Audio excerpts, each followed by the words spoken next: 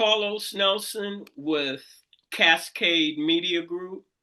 And tonight we have Miss Terri Barnes on the show, and we're going to be talking about reparations. She is chairwoman for the Mayor's Reparations Council. Without further ado, Miss Barnes.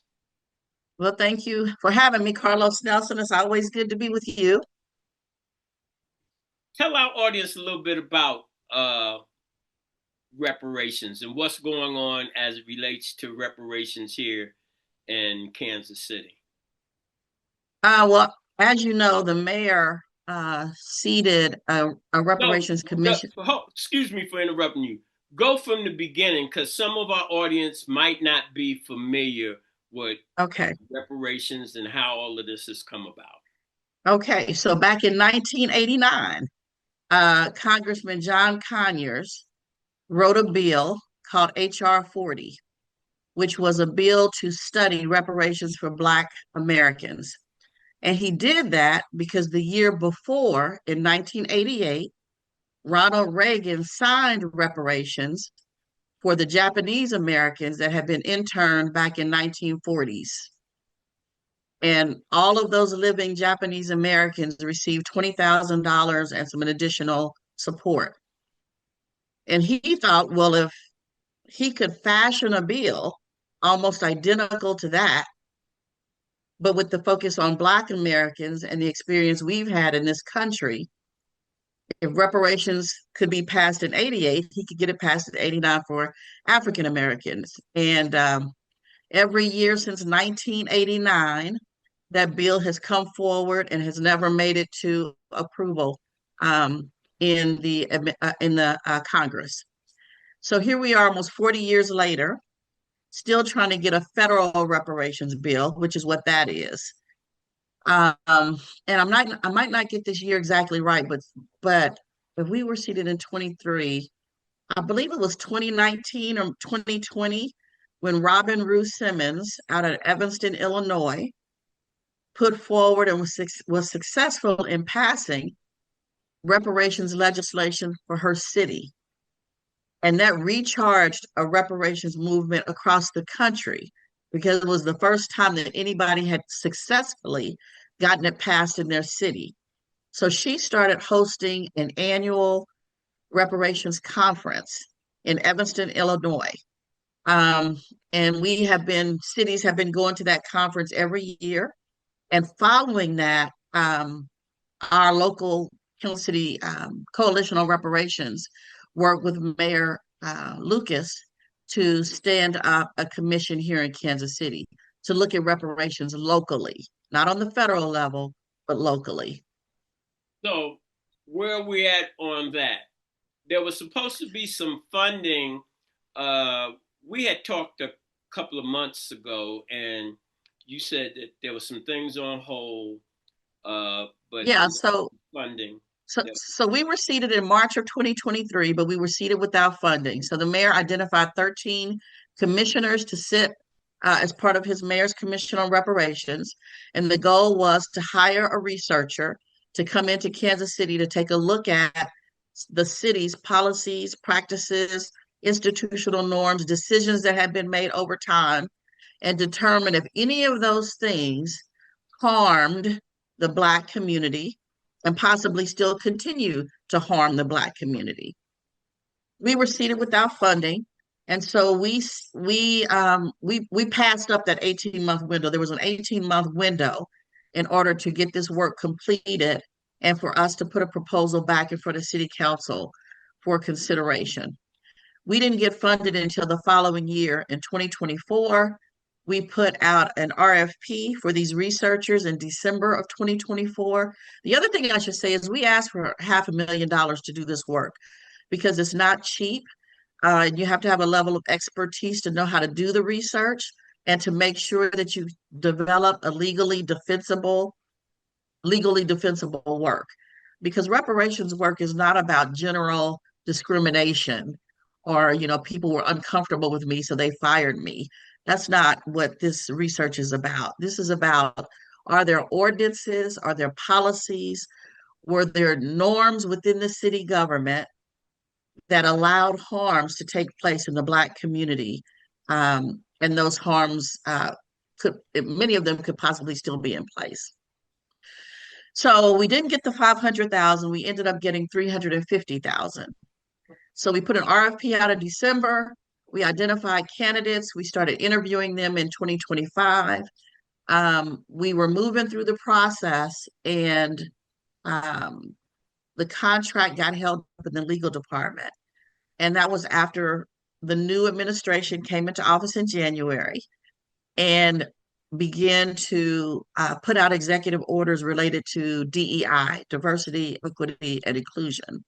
And there was some concern that those executive orders could be in conflict with the work that we were trying to do with reparations. And what we know is true, because it has happened to me as a nonprofit leader here in Kansas City.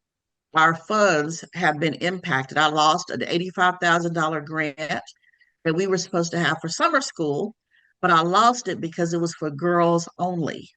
So that money got snatched.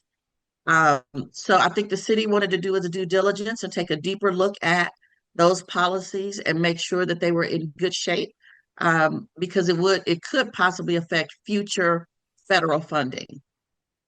And the good news is we found out this week that from the mayor's office that that contract should be signed, and hopefully we will receive a formal notice from the legal and the procurement department this week so that we can move forward with the hiring of a research team and start the research here in Kansas City.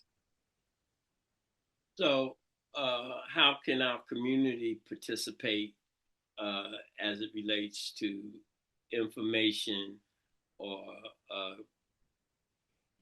if they? That's a really good question. That's a really good question. So we've attempted to get the community engaged and involved throughout the past 18 months that we've been seated. We've had listening sessions. We've had all of our meetings are public and open to the public. KC Reparations Coalition, they host an informational meeting on the last Monday of every month. It's open to the public. And who is And that? so, If I'm sorry? if you know, can give the public and myself some particulars on this other group. You say that KC Reparations every month hosts a meeting. So the KC Reparations Coalition, which is led by Janae Relaford, they host an informational meeting the last Monday of every month. They just had it yesterday, and it was a fabulous meeting because they specifically invited movement attorneys to be on the call to talk to us about why reparations is not DEI work.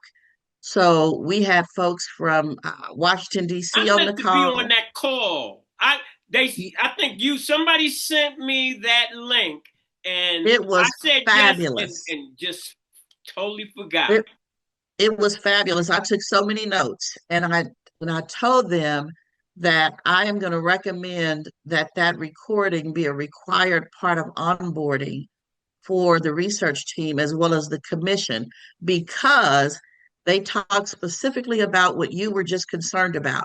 How do you create this research?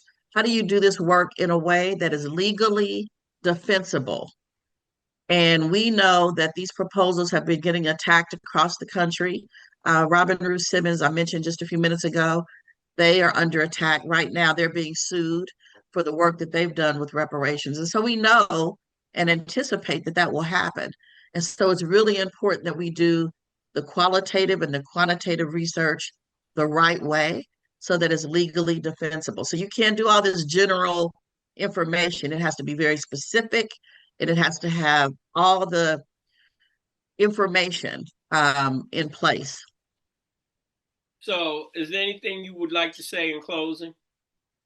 You know what? I would just like to say to stay tuned. I would love to see more people get involved. One thing that I want to make really clear that I don't think has been clear since we've started this reparations conversation, the work that we are doing is specific to the city of Kansas City. It's not about what happened to you on your job or not what happened to you at your neighborhood association, or not because the hospital wouldn't do a treatment that you I thought can't get the no money hospital. for what they did to me down in South Carolina. I'm not saying you shouldn't get money for it, but this specific reparations work is taking a laser focused look at the city of KC, Kansas baby. City, look at Kansas City, Missouri, and we're looking at their audits, their ordinances, the decisions they made, the planning. So when you think about redlining, when you think about the highway coming through the community, when you think about TIF and where that money was spent, we're looking at those types of things and how those decisions negatively impacted the Black community, and if they still negatively impact the Black community. I'm just So a smart ass because I be like, Truce Boulevard, all the the fountain, things, all JC the Nick, the things. fountains, all of these things have done damage to us, and That's uh, I really like that you explained to our public that this type of work you need special people that know how to put all of this together to make and sense. there will be, stay tuned because there will be opportunities for the public to come and share. We know that there are plenty of people that worked at the city over the past 50 years that are still here, that have memory of how they did things and the way they did things. And we will be looking to get those oral histories and get those stories because we want to make sure the work that we put together is airtight so that once that work is completed, it is legally defensible and it's work that we can be proud of. We don't want to throw it together. We want to make sure when we present it, it is factual.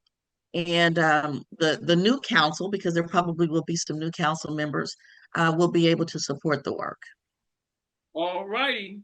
So, as we always say in closing, when you invest in your community, you're really just investing in yourself. Good day. This is brought to you by Kansas City Business Association, working to improve our community.